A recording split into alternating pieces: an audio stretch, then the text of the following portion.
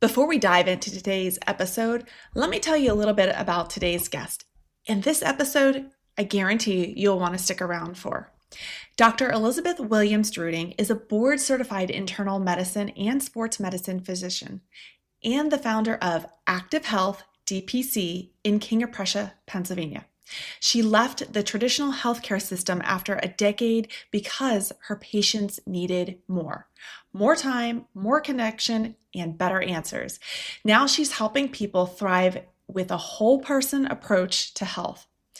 In today's episode, we are going to break down the warning signs of overtraining, dive into the role of strength training and how it plays into long-term performance, and we're even going to dive into the numbers on your wearable device to know exactly which ones are worth paying attention to. Oh, and by the way, there is some hormone talk and what it means for us as women as we move through the decades of life. So if you're training for an ultra, chasing strength, or just want to get a handle on your health, this conversation is packed with takeaways you can use right away.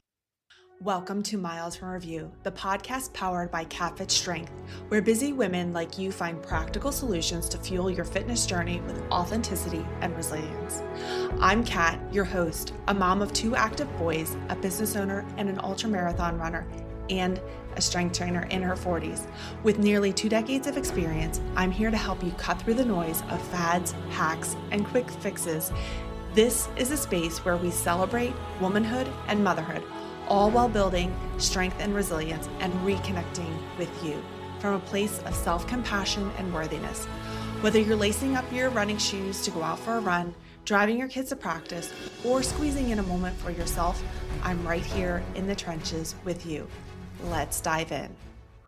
Welcome back to Miles from Review. I am Kat, your host, and today we're going to be exploring what it truly means to train smarter and recover better as an active woman. You know, if you've ever thought, I just don't feel like myself anymore, you're not alone. There are real reasons behind it, and I'm joined today by Dr. Lizzie from Active Health DPC to break down how hormones, stress, and nutrition impact your workouts and why recovery takes longer than it used to. Get ready for the conversation that will help you understand your body, avoid burnout, and feel stronger at any age. Welcome, Lizzie. I'm happy to have you here today. Thank you so much. Thank you for having me on your amazing podcast. I'm honored to be a part of what you're creating and have this opportunity to talk to your listeners about such an important topic. I know we have so much to get into, so we're going to dive right in. And I was definitely in that camp of where I just didn't feel like myself anymore, probably in my 30s. It was just like things just felt different and it's hard to explain sometimes. And, you know, I would love to hear your thoughts on mental aspect. Thank you for this good question. One thing that active women often miss when it comes to recovery and overtraining is understanding that their bodies are forever changing and evolving. Understanding that our bodies are not functioning the same way that they did when we were in our teens or early 20s requires a mental shift. What we were able to handle and the time it took to recover from that is different than what it is later in life. Mentally adjusting to this evolution and adjusting our workload and stress input into our bodies and also allowing our bodies the time that it needs to fully recover is really hard. In our mid to late 30s is when many women really start to feel this. They feel, wow, this is not how it used to go, and I just don't feel like myself.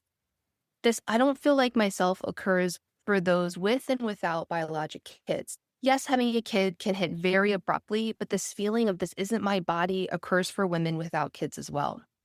Part of this shift of this isn't me, this isn't how training has been for me, and etc., can go on for several reasons. Some women may be coming back to exercise from a complete time away for whatever reason, injury, work, family, or some women may be understanding the importance of moving their body and trying to get into this movement rhythm. And they're just finding that they're struggling to progress or they're not able to train like they used to. They're always feeling tired or they're getting injured repeatedly. Or there may be women who are trying to train like they used to, and they're finding that their ability to push and recover just isn't what it was when they were younger in those late teens and early 20s. And this can be much more drastic for females in that perimenopause, postmenopausal timeframe. One of the main reasons for this change in how much load is appropriate and the recovery time that it takes for our body to adapt is due to the changing landscape of our hormones. Specifically, I'm talking about estrogen and progesterone in our menstrual cycle. With the changes in our hormones, there's a shift in our recovery.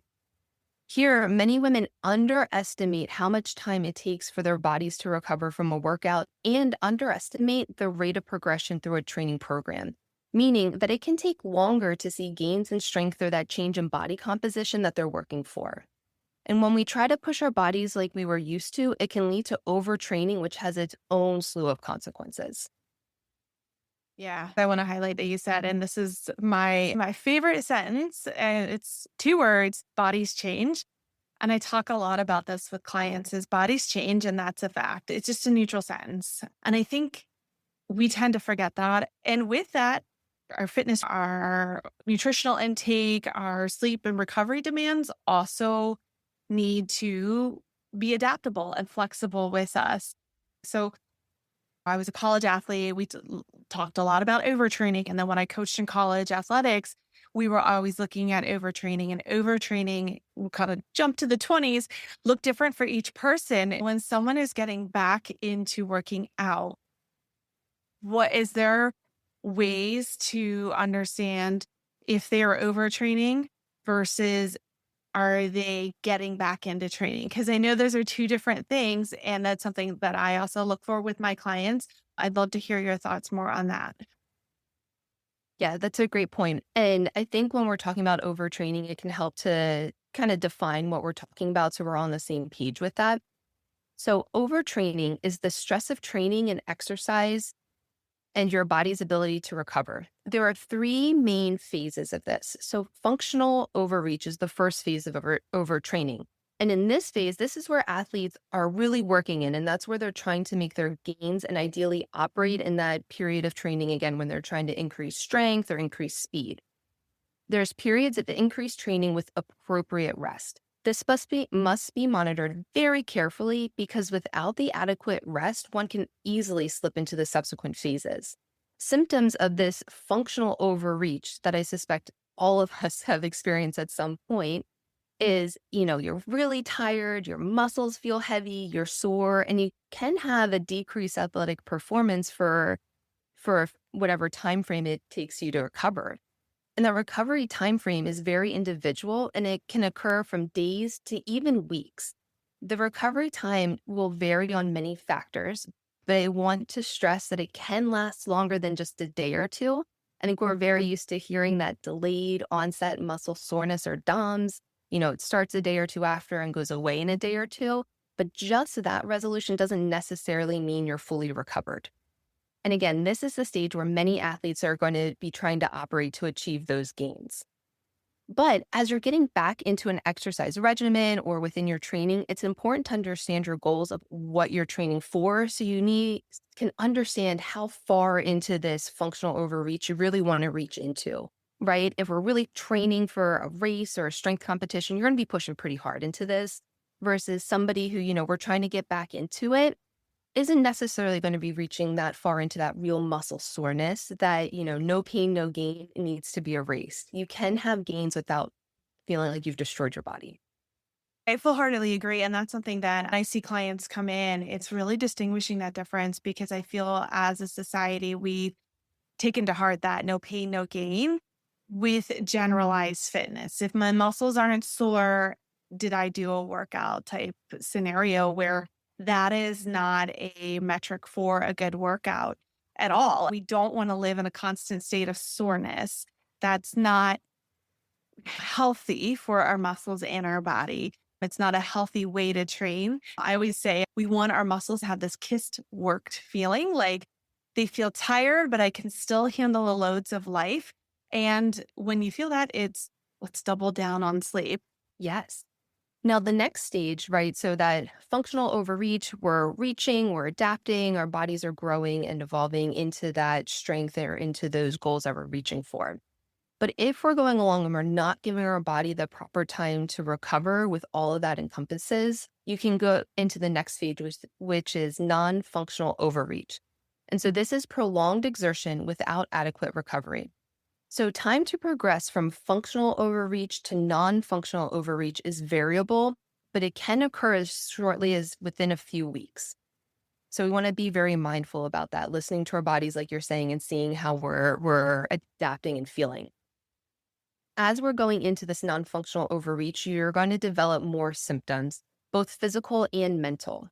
So it may look like muscles that are always or almost always feeling really heavy, sore. You can start to notice some more joint pain. You can also start to say, I'm not enjoying this training regimen, or why am I even doing this? If you're really feeling these things, you want to seriously evaluate and consider non-functional overreach. Mentally feeling this way impacts your quality of life and can affect interpersonal relationships and can be really detrimental to those goals you've set. I've met some athletes where it's like, I'm training and I'm pushing, I'm not getting where I need to go. I just need to push harder. I just need to push harder for that goal. And that can actually be more harmful to what they're trying to accomplish rather than scaling back, recovering, and then having the ability to push harder. Also, it really increases your risk of injury. It increases risk of overuse injury and just injury in general because you're going to be more tired. You're going to be decreased focus on your form because you don't really want to be there. And your body's not performing at optimal levels because it's running in this deficit and always in repair mode. And it has this decreased ability to adapt to additional stresses.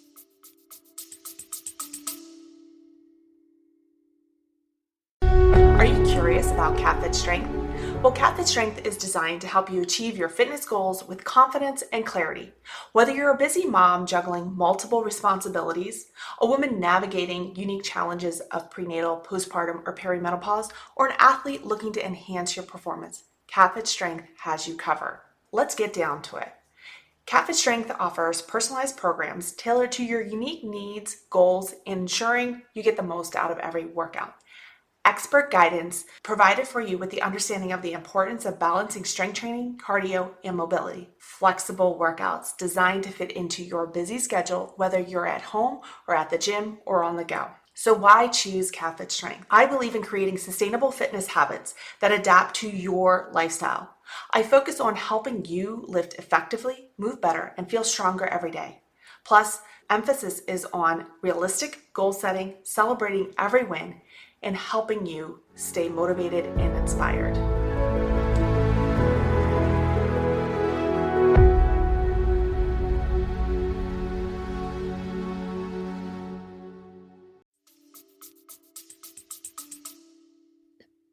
This is so true. I've seen it in the sport of ultra running. You see a lot of people push, push, push because you're supposed to feel fatigued. Even in everyday culture, fatigue and overexerting ourselves is kind of a unspoken badge of honor. It's look how much I can do without recovering. And it's not healthy. No, it's not. Yeah. And it's one of the things we should push against, and denormalize.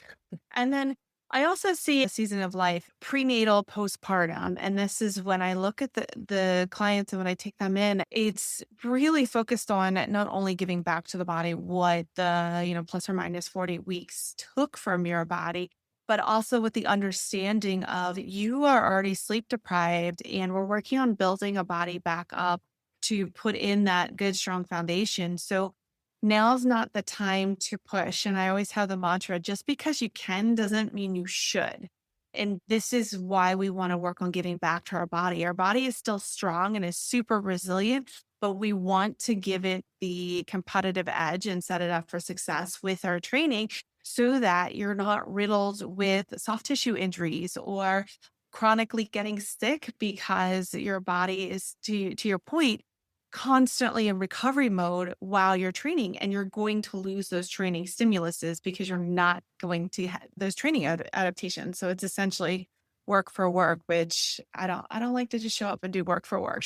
Exactly. Yes. And that postpartum period really reminds me of just overtraining syndrome. So overtraining syndrome is the most severe and the worst, most worrisome of this spectrum of overtraining. And so with the overtraining syndrome, you have these worsening symptoms, which can include, but are not limited to, decreased physical performance that can last months, excessive and constant fatigue, chronic muscle and joint pains, change in appetite, loss in enthusiasm for your sport or what you're doing in general, personality changes, irritability, difficulty concentrating, restlessness, anxiety, burnout, right? I mean, to me, that sounds exactly like the postpartum time. You're not sleeping because caring for this newborn. And then women are expecting their bodies to just go back and train like they used to and this bounce back culture. And we know even from our most elite athletes who have slipped into this overtraining syndrome, when we pull them back and we, optimize their nutrition, their exercise or their activity has been really scaled back and modified. Now, that doesn't mean just sitting on the couch and binging Netflix, right? There can be functional activity, but that really training hard mentality scaled back and they're sleeping. It can even take those individuals weeks to months to recover from that.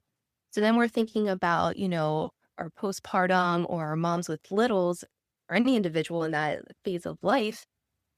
It's going to take you even longer to recover and for your body to be able to make these gains that you're searching for, Now, of course, with everything in life, there's caveats to this. Yes, there's Olympians and our elite level athletes that have a baby and are able to go back to training really quickly. But for our, not average individual, but for those who are not in that elite level, please have respect for your body and give your body that grace to say, it's going to take months before we're really able to engage in that. But again, doesn't say we shouldn't be engaging in some movement plan, but just a change in that mental shift, like we were talking about before, about what that movement plan looks like. Yes. And with the elites, we only see a small percentage of what they're doing. So one person who is phenomenal athlete that comes to mind, Allison Felix. She went through and competed through pregnancies. But the one thing that the general population fails to see is how dialed in her training and her decades of competing and base also help her be able to show up, and her training stimulus only needs a little dosage of to get to be able to highly perform.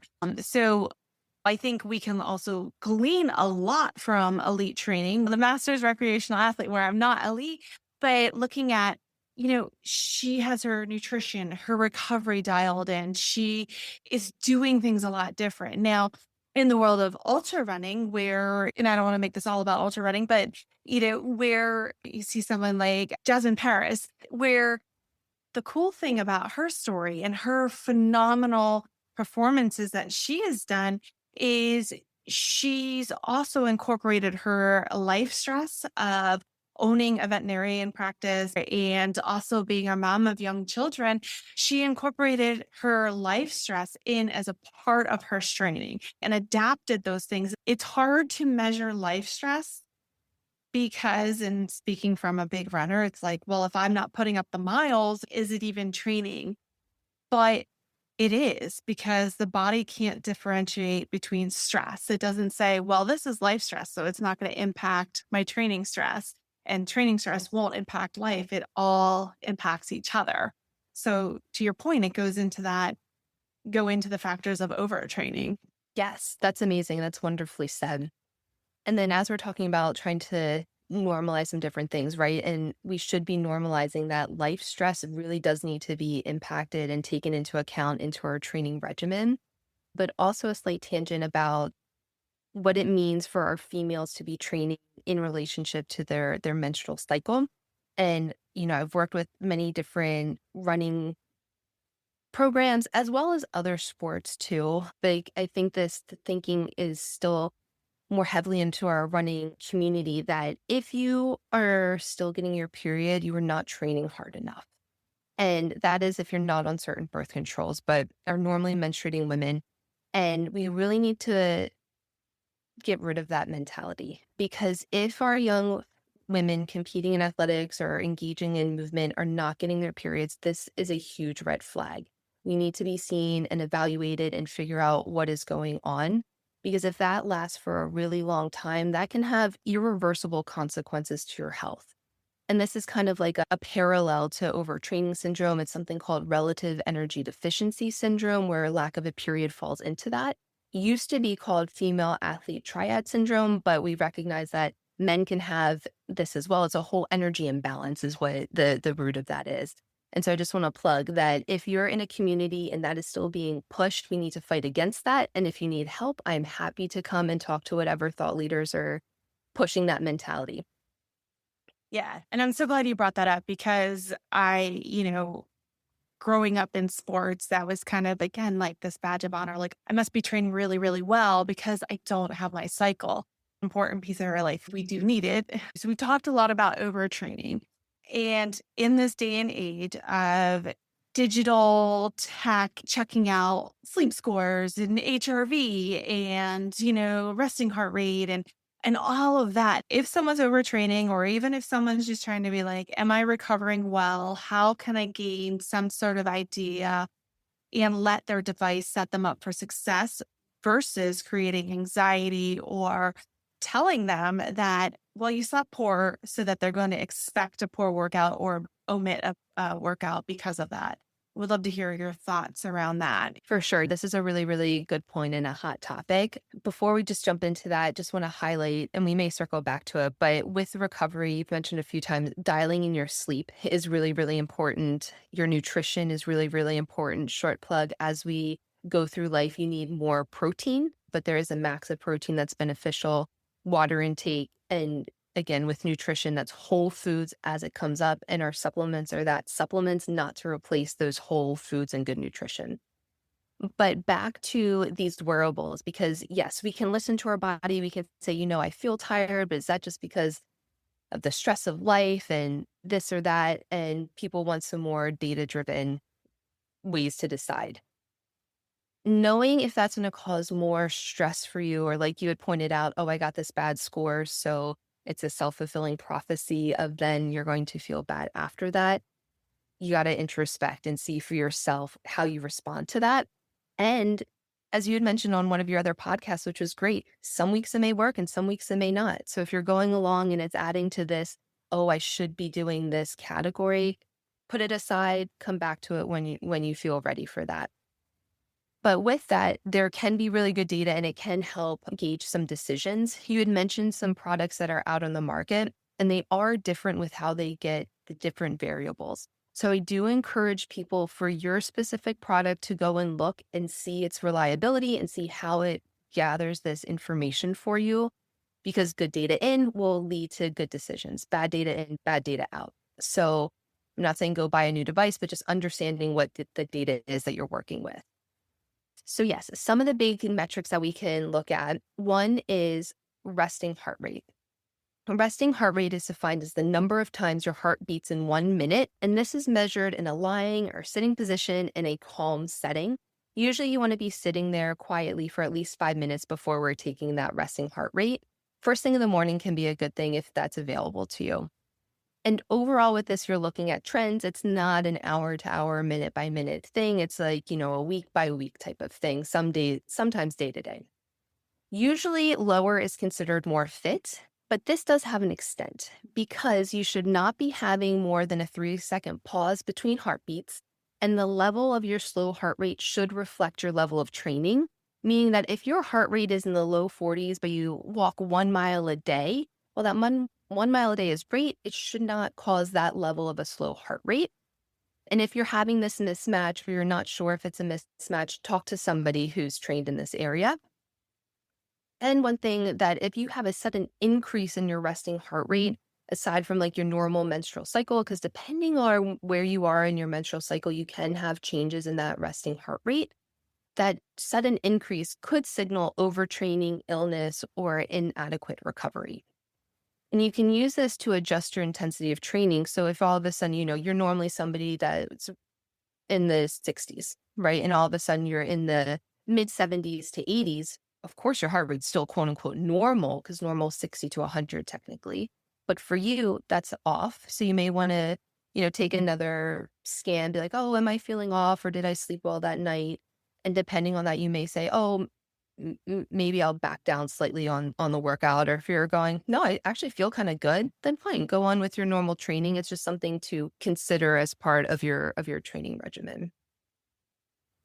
With that, you have heart rate variability. So we just talked about resting heart rate is measuring the times your heart beats in 1 minute. Heart rate variability is the difference in time between heartbeats, and this is measured in milliseconds. So again, heart rate variability looks at the beat-to-beat difference versus how many beats per minute. And this is a reflection of your autonomic nervous system, right? This is your sympathetic, which is your fight, flight, or freeze, or your parasympathetic, which is your rest and digest. A higher heart rate variability suggests a more adaptable and resilient system. This suggests that your body is able to switch easily between stress response and relaxation. And this suggests a strong parasympathetic response, which is associated with better recovery, lower stress, and potentially improved cardiovascular health. Now, if you're having a lower heart rate variability, this indicates a system under stress. It may also suggest a more dominance of the sympathetic nervous system, which can be triggered by factors like stress, which we alluded to before, is emotional and physical, right? Exercise stress, life stress it's all stress, lack of sleep, and or illness. So factors, again, that factor heart rate variability are age. As we go up in age, our heart rate variability tends to decrease. Stress, again, both physical and mental, and health, especially cardiovascular conditions. But please note that a low heart rate variability does not diagnose heart disease. If you're concerned about this, please come see a knowledgeable professional. And then another factor is lifestyle. So exercise, sleep, diet, substance use can also impact heart rate variability. So what are some normal ranges for this? So if you're in your 20s, a normal range can be about 55 to 105. In your 30s to 40s, it can be around 50 to 70. And in your 60s, it's around 25 to 45. And so then you're wondering, how do I measure this? So the gold standard is within EKG machines. We had talked about some of the wearables, watches, the wrist or armbands, rings can measure it. And again, they all have different ways to do it. So their websites and the different things you can Google will tell you about that. And then how to use heart rate variability with training. It can be used to gauge how hard or intense to work out.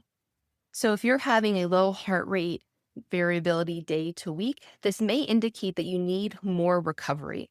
And this is where this data can be helpful as we're reaching into that, functional overreach, or are we going into non-functional overreach?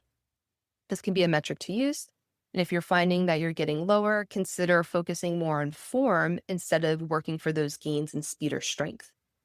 If it remains low, it could mean that you stepped further down that non-functional or into overtraining syndrome, or that you have another medical condition going on.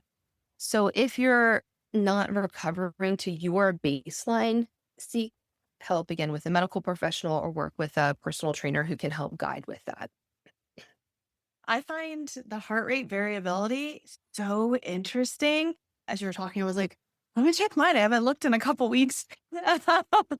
It's cool that we have this technology. Is there a specific site? Because I know you talked about looking at how it's calculated or how different devices are calibrated. That's a good question. I haven't found one that's just overall lays it out. It may be out there. I usually just type into Google, like, how is your Garmin watch versus your Apple Watch, versus your Aura Ring versus the Whoop. And you can see how they're calculated and what the reliability is there. Some of the ones that you wear overnight can be more reliable because you kind of want to look at it again. It's not one of those ones you're looking at hour to hour because it will fluctuate, right? If you're running versus if you're sitting doing breathing exercises. And so the early morning or that overnight measurement is the one you're looking at.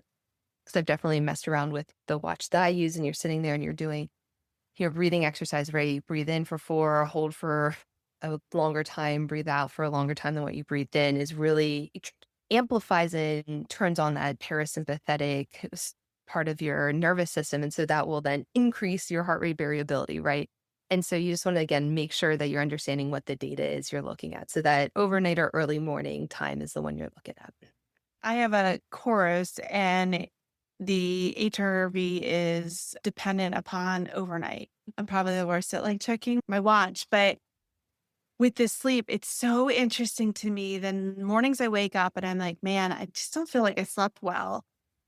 It actually says I slept great. It's always kind of like, okay, challenge accepted, watch. Let's see how much energy I have. But it is interesting because the days it says I slept great, I feel really good throughout the day, even if I wake up feeling like, oh, I don't know if I got the best night's sleep.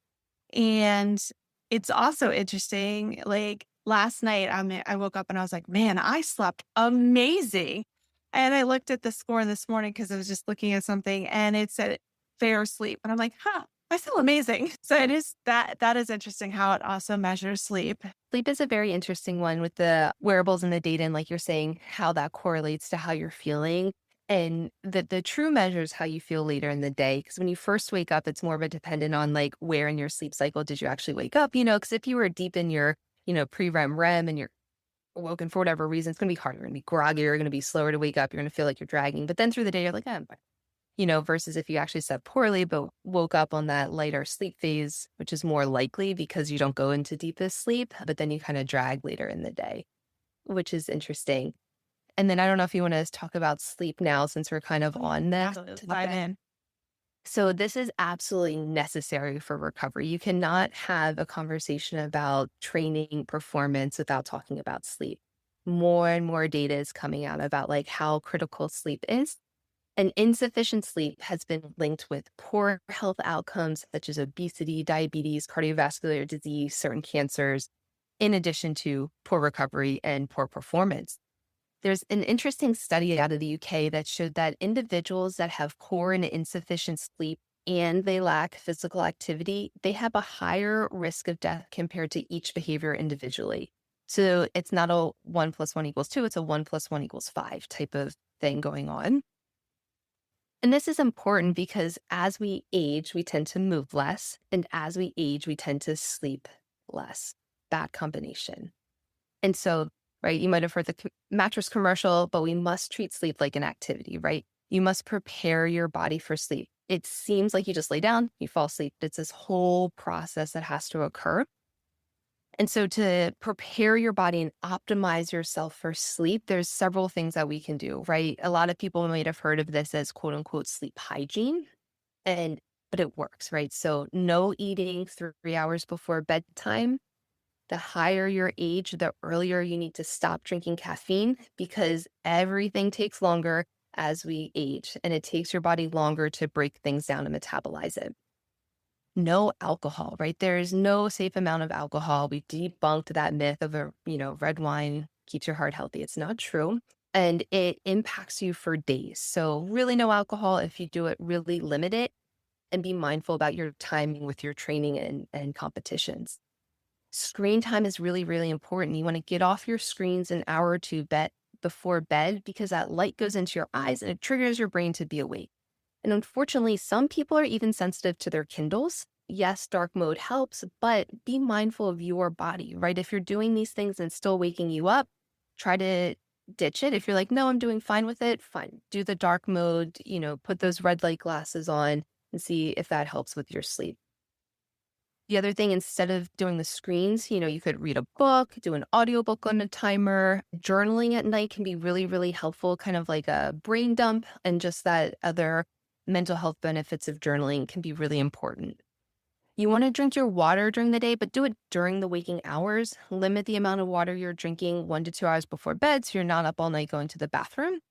You want to start dimming your lights. This one I have trouble with because I like really bright environments. I want to keep the lights on all the time, but really being mindful an hour or two before bed, starting to turn those down or turn some lights off.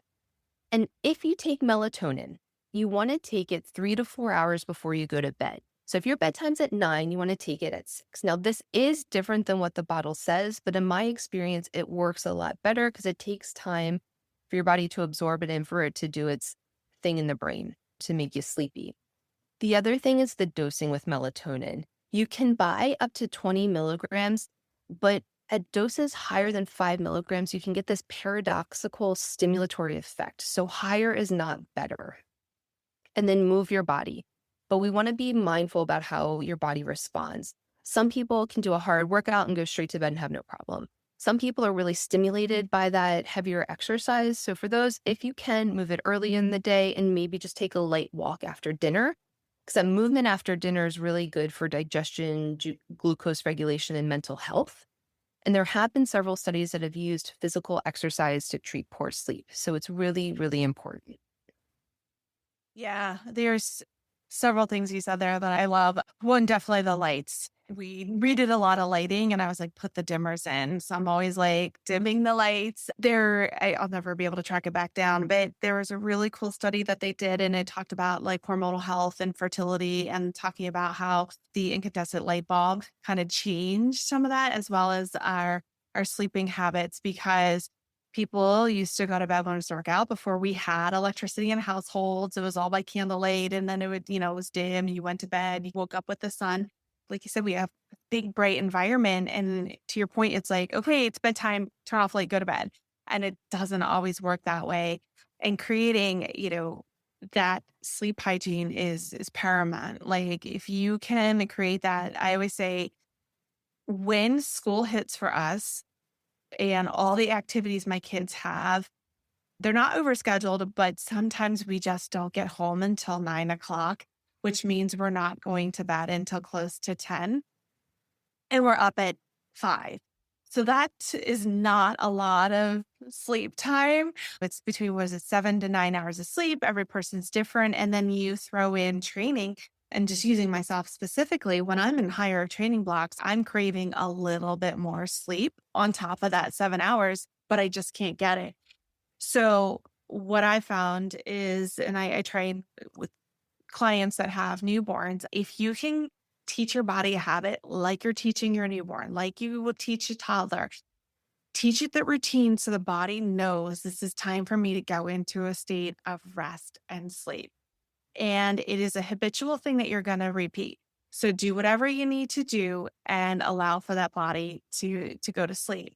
And that I found has helped me. Now, I do need more rest in certain areas, but it's out of my control. And that's where I go into my training stimulus and know, hey, I got to pull back a little bit. Not every running session or strength training session am I going to be hitting PRs, and nor should you. So it works hand in hand, but we need to have that system and that routine down. There was one other thing I was going to say, and I cannot remember. In regards to sleep. Oh, one thing with overtraining, and maybe you said it earlier with overtraining. Oh, yeah, you did with disrupted sleep. Like if you're waking up in the middle of the night with overtraining, when you're training or pushing your body or when stress is really high, you will wake up kind of in that 1 to 4 a.m. range. Yeah, that 1 to 4 a.m. wake up time is very common across a ton of different diseases or pathologies that occur. So it's a very, yes, be aware of that. And it really can impact your sleep. And then as we're talking about disrupted sleep, where you are in your menstrual cycle can really affect how your sleep goes too. And so you definitely will have changes in how you're able to train, how you're able to recover, and your sleep quality depending on where you are in your menstrual cycle. It is not all in your head. It is a physiological thing that is happening. And so again, being aware of that can help you tailor how you're training.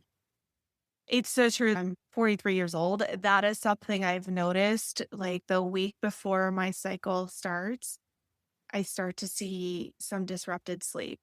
And I plan for that in my training. With that, and I'll just use myself as an example with the planning, the mileage might stay the same, but like my coach knows and it's adjusts when needed. So I myself will have a note, the legs may not be feeling poppy, but may take longer time to recover. And so, like I've said, on this episode is like, that's where I'm really focused on is my sleep dialed in. Maybe cutting the run a little bit shorter because at the end of the day, I need to honor my body because what's one extra mile or 10, 15 extra minutes, that could be just enough to put myself into that overtraining hole or beg a soft tissue injury or an illness. That's so amazing. And it's so hard in that moment to make that decision, but your future self thanks you so you don't perpetuate this cycle of like poor sleep. But just a short summary about like potentially planning around your menstrual cycle. And again, every person is different. Every female is different. So if you don't align with this, that's fine, but listen to your bodies and you may notice that you may fall into some sort of pattern. So your early follicular phase starts on day 1 of bleeding. And during this time when you're bleeding, you want to optimize sleep and nutrition, maybe consider strength training. Your late follicular phase is from when the bleeding stops to ovulation. And this is when your body is optimized to repair muscle tissue. So you may want to really focus more on strength training during this time. Ovulation is right when your egg releases. You may notice that you need longer recovery time because you're having these huge surge in hormones. And then your luteal phase is where you may want to consider lighter or more moderate intensity exercise. And this, especially as you had alluded to, a lot of people have sleep disruption, which is going to impact recovery, right? And so poor sleep, poor recovery. You don't want to push as hard so you don't dip into some overtraining. So going into perimenopause is all the rage right now. And with female athletes training with perimenopause, do you find overtraining goes up, or like what have you found? I'd love to hear you talk about that a little bit more. Yeah, that's a great question. It's kind of this black box, right? Because perimenopause is so hard, right? We're still getting our cycle, but our hormones are off. We're transitioning through to this menopausal phase. And the interesting thing is you can check your hormones. And if you want to, and your doc's not, I'm happy to check them for you. Come see me. But they can be normal and you can still have these symptoms. So even if a lab says it's normal, you can still be having symptoms of perimenopause. And then you're kind of getting into that sandwich generation, right? Where you're caring for young kids, you're caring for aging parents. So you have that stress coming in, the stress of our body changing and trying to figure out that adaptation. So to your point, yes, overtraining can happen as we're trying to learn our bodies in this new phase and how we're recovering and nutrition with that. One way that you can help fuel your body is through, again, like we talked about nutrition. It's how the composition of your nutrition, right? Calories in does not equal calories out. This paradigm is wrong.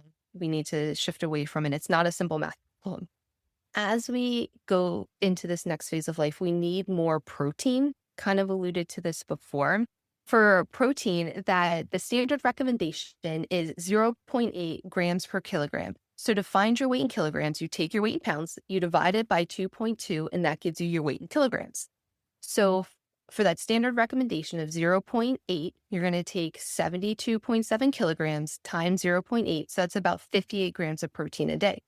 But studies have shown that an intake of 1.2 grams per kilogram of protein a day has been associated with decreased risk of fertility. So for that 160-pound female, that means she would want to aim for about 87 grams of protein a day. But more is not always better. We've also seen that if you consume more than 1.6 grams of protein per kilogram a day, you do not have an increased benefit. So in short, aim for 1.2 to 1.6 grams per kilogram per day of protein. And I think that can really help fuel your body, as well as making sure you're getting in your 7 to 9 servings of vegetables and fruit and water. Water intake is an also interesting debate about how much you actually need. Overall, we say about 100 ounces plus drink to thirst when you're exercising. Another question comes in about replacing electrolytes and glucose, which I know you're very familiar with ultra training. But if you're exercising less than 60 minutes, especially if it's not in a hot environment, we don't need to be putting those extra supplements into the water. So glad you said, like, I talk a lot about with individuals is, and even my kids are younger, they're in sports. Sports drinks are so popular. Kids will be sent with a sports drink versus water. Everybody needs to be drinking the water. And I strongly urge clients, and like, please, and I'd love to hear your thoughts on this, drink water over carbonated beverage, because carbonation puts more air into the digestive tract in that sense and can cause irritation and bloating over time if that is your sole source of hydration. 100%. I echo that. Bloating is a very common symptom that does need to be taken seriously and evaluated. But things that can decrease bloating, one of the things I asked about is carbonated beverages. Interesting, if you're not drinking enough water, a lot of women will be bloated with that. If they're not drinking enough or eating throughout the day, it can lead to some increased bloating. Artificial sugar. Now, I have an unpopular opinion. I don't think stevia is any better than our yellow or blue packet artificial sugars. So I really encourage people to stay away from all of those, especially if you're having symptoms with it. And then making sure you're eating your fiber and your fruits through your fruits and vegetables. I find with stevia, especially with sports drinks, the one thing I found in stevia is a very big known bladder irritant. So if you are someone who has poor bladder control or you are working through some pelvic floor challenges and you introduce stevia, it can actually increase urges to have to use the bathroom more often or encourage more leaking because it is such an irritant in that regard. They sneak that in because it is deemed as the healthy sweetener because it is derived from a plant. And it's like, okay, that's great. Some people can tolerate it and some people can't. But I've seen a lot of women that I've worked with where they're like, I can't drink that because it's stevia in it. To your point with like too few eating throughout the day, that is something I see. And women are very shocked that if they eat too little, they bloat during the day. The body doesn't like to have peaks and valleys with its metabolism. It wants to be fueled steadily throughout the day. It helps with the minimizing blood sugar spikes and getting the whole foods in there. Fruits and vegetables, protein, whether plant-based or animal-based, we want that in there. We want that from the start of the morning till about 2 to 3 hours before bed. We want good whole foods in our body. Yes, definitely agreed. And to your point, your protein source can be animals or plants. You don't have to eat animals to be strong and healthy. We've demonstrated that. Just making sure we're getting all those essential amino acids in. And then, yes, fueling your body throughout the day. Because if you're awake, you're talking, you're chewing, you're breathing, you're swallowing air, bloats you. So if you don't have the food to kind of metabolize that in, that can lead to that. And also, too, if you're drinking the carbonated beverages, chewing gum, which is also going to have artificial sugar in it. So all of it can play together. To wrap up, we covered a lot of ground today. If someone's listening to this and they're like, a lot of this has resonated with me. I feel like I could be overtraining, or I really want to get my training sorted out to understand I'm constantly feeling fatigued when I wake up. My sleep patterns are all out of whack. What would maybe not a playbook, but like 1 or 2 things they can take away of like actionable items? Yeah, for sure. It's a great question. So if you're feeling off in your body, you need to talk to somebody about it. If you're talking to somebody and you're feeling dismissed or not heard, come see me. I will happily listen to you. What you're saying is valid, but you need to get an evaluation, right? Because we want to make sure that we're not anemic, that our thyroid's not off, that our kidney, liver, GI, heart, all of these things are working appropriately before we say you are in overtraining and to solely focus on that, because we may need to address other things as we're addressing the training. And I think the other component is that if we're struggling to move forward with our training and meet our goals, have a coach, have a personal trainer that aligns with your goals, right? So if you're an ultra marathoner, you're not hiring the strength coach, right? You're hiring your running coach. You want somebody that aligns with your goals. Or if you want somebody that is going to help you be strong in your body, feel energized, feel good, you want somebody like you, right? Because you know how to focus on that and how to help women reach those goals. And you want to work with somebody that aligns with that. And you've already highlighted for you, you have all this training and knowledge and you have your running coach, because it can be hard to self-reflect and have that appropriate, unbiased viewpoint. So working with a trusted, knowledgeable, reputable professional, I would say to do that. And I think the bottom line with all of it is if you feel off, talk to somebody. Where can people find you? Where can they reach out to you? And we'll have your contact information in the show notes too. Perfect. Yes. Thank you so much for that. My website is activehealthdpc.org. You can also call or text my office number, which is 484-923-9176. My email is info@activehealthdpc.org.